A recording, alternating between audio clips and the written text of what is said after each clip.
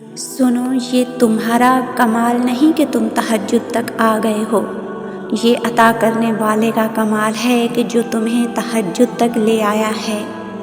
یہ اس کا کمال ہے جس نے تمہاری طرف تہجد کا بلاوا بھیجا ہے۔ اللہ تعالیٰ خود تمہیں چنتے ہیں اپنے ان بندوں میں سے جو اس کے لیے سب سے زیادہ خاص ہوتے ہیں۔ اللہ تعالیٰ چاہتا ہے کہ تم تہجد کے لیے اٹھو اور اسے اپنی غموں بھری داستان سناؤ۔ یہ وہ وقت ہوتا ہے جب صرف تم ہوتے ہو اور تمہارا رب ہوتا ہے۔ یہ وہ وقت ہوتا ہے جب پوری دنیا سو رہی ہوتی ہے اور صرف اللہ کے وہ خاص بندے جاگ رہے ہوتے ہیں جن کے نصیب میں اللہ تعالیٰ کی رضائیں ہوتی ہیں، جن کے نصیب میں اللہ تعالیٰ کی عطائیں ہوتی ہیں۔ یہ وہ وقت ہوتا ہے جب اللہ تعالیٰ اپنے بندے کو سننا چاہتا ہے کہ میرا بندہ مجھے بتائے کہ میں تھک چکا ہوں، میں کمزور پڑ چکا ہوں، بہت کمزور پڑ چکا ہوں، اب میں اکیلے حالات کا مقابلہ نہیں کر سکتا۔ زمانے کی سختیوں سے، زمانے کے سفاک ہاتھوں سے مسئلہ جا رہا ہے مجھے۔ یا اللہ، تیرا بندہ اب تیرے کن کا منتظر ہے۔ جو لوگ تہجد کے سجدوں میں روتے ہیں پھر وہ زمانے کے سامنے کبھی نہیں روتے۔ اللہ جسے رات کی تنہائی میں لاڈلی عبادت تہجد کے لیے بلائے تو پھر وہ بندہ کبھی تنہا نہیں ہوتا، اللہ تعالیٰ ہمیشہ اس کے ساتھ ہوتا ہے۔ جو ہاتھ دعا کے لیے تہجد میں اٹھا کرتے ہیں نا، وہ رب پاک ان کا بھرم ضرور رکھتا ہے۔ جب تہجد کے وقت تمہاری آہیں اللہ کو پکارتی ہیں، جب تمہاری سسکیاں اللہ کو مدد کے لیے پکارتی ہیں، جب تمہارے آنسو رب سے محو گفتگو ہوتے ہیں، جب تمہارے دل کی صدائیں عرش سے ٹکراتی ہیں تو پھر قبولیت کی خبر ساتھ لے کر آتی ہیں۔ یہ اللہ کو منا ہی لیتی ہیں، یہ سب کچھ سنوار دیتی ہیں، یہ صدائیں آپ کو منزل تک پہنچا دیتی ہیں۔ سب سے بڑی طاقت ہے تہجد کی۔ کتنی بڑی طاقت ہے تہجد کی کہ یہ تہجد پڑھنے والوں کے دلوں کو اللہ کی طرف موڑ دیتی ہے۔ پھر انسان کو اس کی طلب نہیں جگاتی، پھر اللہ سے ملاقات کی طلب سونے ہی نہیں دیتی، پھر بس اللہ سے محبت ہو جاتی ہے، بے پناہ محبت ہو جاتی ہے۔ یہ وہ وقت ہوتا ہے، یہ وہ پہر ہوتا ہے جب لوگ درد کے مارے بستر پر پڑے رو رہے ہوتے ہیں۔ انہیں اپنے حالات، اپنی مشکلات کی وجہ سے نیند نہیں آ رہی ہوتی، یا وہ حرام رشتوں میں پڑے بہک رہے ہوتے ہیں۔ یہ وہ پہر ہوتا ہے جہاں لوگ سہارا ڈھونڈتے ہیں کہ کوئی ملے جس سے وہ اپنا غم سنائیں، کوئی ملے جو دل کا حال جان سکے۔ بہت سے لوگ تہجد جیسی عظیم عبادت سے محروم رہتے ہیں اور اپنا وقت ضائع کرتے ہیں، اور جن لوگوں پر رب کا کرم ہوتا ہے ان لوگوں کو اللہ جگاتا ہے، ان کو تہجد کے لیے اٹھاتا ہے کہ میرا بندہ مجھ سے بات کرے، مجھے سنائے اپنا حال دل، مجھ سے مانگے جو مانگنا ہے کہ میں اسے عطا کروں، کہ جو اس کی خواہش ہے وہ میں اس کی جھولی میں ڈال دوں۔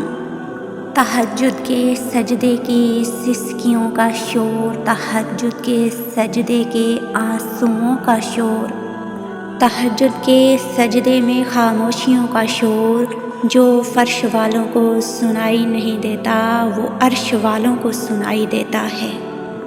حدیث قدسی ہے کہ جب کوئی شخص رات کی تاریکی میں سحر سے پہلے نیند کی حالت میں ہے مگر کھڑا ہے، خدا کی بارگاہ میں، اور نیند کی وجہ سے اس کی ٹھوڑی اس کے سینے سے ٹکراتی ہے تو پروردگار فرشتوں کو کہتا ہے، فرشتوں گواہ رہنا، اس نے جو مانگا میں نے اس کو عطا کیا۔ سبحان اللہ، کتنا بڑا مرتبہ ہے تہجد پڑھنے والوں کا۔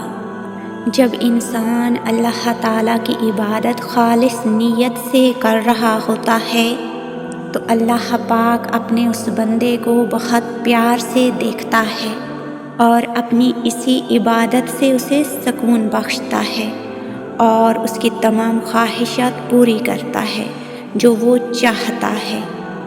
تم دعائیں اتنے پیارے انداز میں مانگو کہ اللہ پہلی ہی بار میں ان دعاؤں پر اپنا کن فرما دے۔ جانتے ہو اللہ کو سب سے پیارا انداز کن لوگوں کا لگتا ہے؟ جو لوگ تہجد پڑھتے ہیں اور اللہ سے دعائیں مانگتے ہیں۔ اگر تم نے تہجد میں نہیں مانگا تو پھر کیا مانگا؟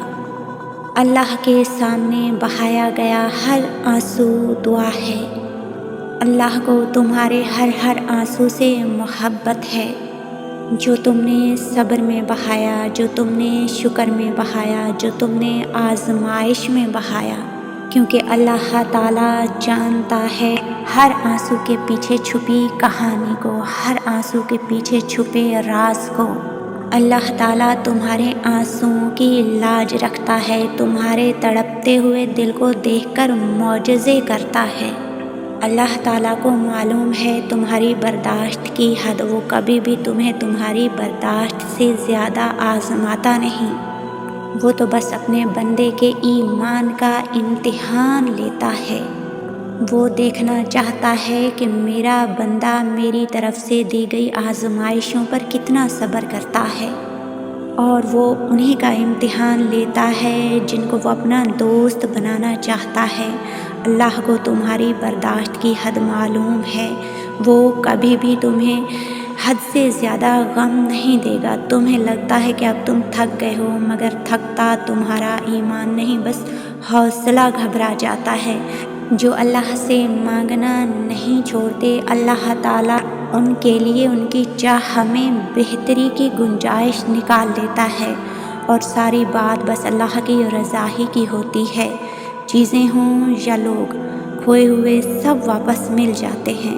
جس چیز کو تم چاہتے ہو، تمہارا دل چاہتا ہے، وہ چیز اللہ سے ضرور مانگو، اور اچھے اور برے کا فرق تو تمہیں اللہ نے سمجھا ہی دیا ہے۔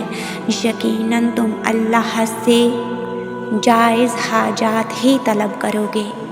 ٹوٹے ہوئے دلوں سے نکلنے والی دعائیں نصیب کو بدلنے کی طاقت رکھتی ہیں۔ کبھی کبھی تم اتنا مایوس ہو جاتے ہو، اتنا گھبرا جاتے ہو، اتنے کمزور پڑ جاتے ہو کہ تم کہتے ہو تمہارا نہ ہونا ہی بہتر تھا، مگر اللہ تعالیٰ جانتا ہے کہ تمہارا ہونا کس قدر بہتر نہیں بلکہ بہترین ہے، کیونکہ اللہ کچھ بھی بے وجہ نہیں بناتا۔ پھر وہ چاہے حالات ہوں یا ان حالات میں پھنسے ہوئے خود تم، بس تم بھٹک نہ جانا، ان راستوں پر کبھی مت چلنا جن راستوں پر چلنے سے اللہ تعالیٰ نے روکا ہے، اور جو تمہارے حق میں بہتر نہیں، اور جو تمہارے حق میں بہتر ہے وہ اللہ تم تک خود پہنچا دے گا۔ اللہ تعالیٰ بندے کی ذات، اوقات اور عمر نہیں دیکھتا۔ جب وہ عطا کرنے پہ آتا ہے تو عطا کر کے ہی رہتا ہے۔ تم اپنے رب کے لیے صبر کرو، وہ تمہیں راستے دکھائے گا اور اس سے کہیں زیادہ دے گا جس کے لیے تم نے صبر کیا۔ اور کیا پتہ تمہارا صبر ہی تمہارے رب کو اتنا پسند آ جائے کہ وہ تمہاری مانگی ہر دعا پہ اپنی محبت سے اپنا کن فرما دے۔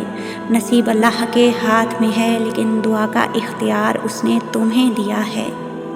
یاد رکھو، دعائیں تو نصیب موڑ دیتی ہیں۔ اگر اللہ نے تمہارے دل میں کچھ ڈالا ہے اور تمہیں دعا مانگنے کی توفیق دی ہے تو یقین رکھو وہ تمہیں عطا بھی کر سکتا ہے۔ اللہ تعالیٰ کے لیے تو کچھ بھی ناممکن نہیں، بس ایک کن کی دیر ہے اور سب کچھ بدل جاتا ہے۔ جس طرح ہر رات کے بعد صبح ہوتی ہے، اسی طرح ہر دعا کے بعد اللہ کا کن ہوتا ہے۔ جن لوگوں کی تنہائیاں پاک ہوتی ہیں ان کی دعائیں کبھی رد نہیں ہوتی۔